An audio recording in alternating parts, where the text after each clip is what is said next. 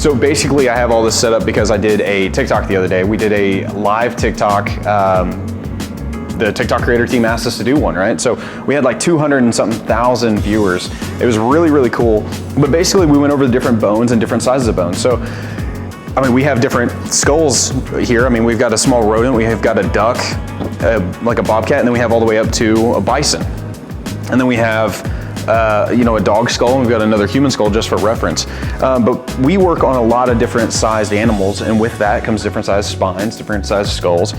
And each one of their bodies has to hold this skull up, right? So we have a couple of different things here that's really, I mean, really interesting.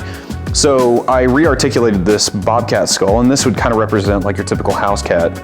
So this vertebra right here, this is the atlas. This is the top vertebra, and this is where the skull and the spine actually meet, is right here at this bone. So the occiput, it has little condyles on it, so you can actually see that a little bit better if I pull this skull up. We have these little knobs.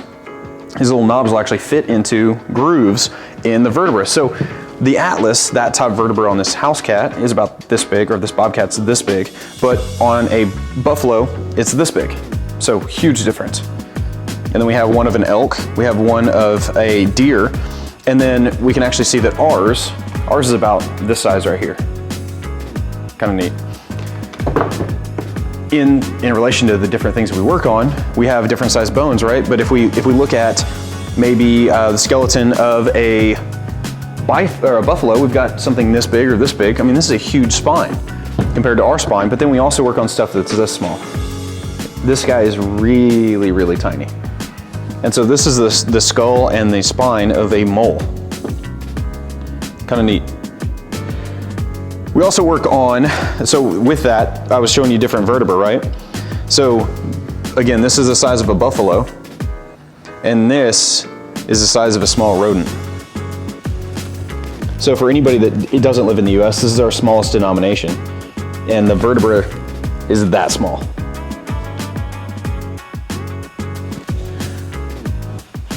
We also work on, or the question I get a lot is, how do you work on a snake? Like, aren't they, like, do they even have a spine? They're actually one giant spine. So this is actually a full snake skeleton.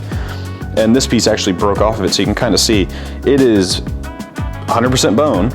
It's supposed to have motion and movement to it. These are ribs that are attached to it, articulating off of it.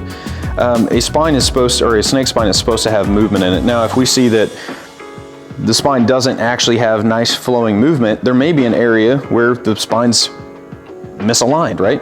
And if that's the case, then it won't move like it's supposed to.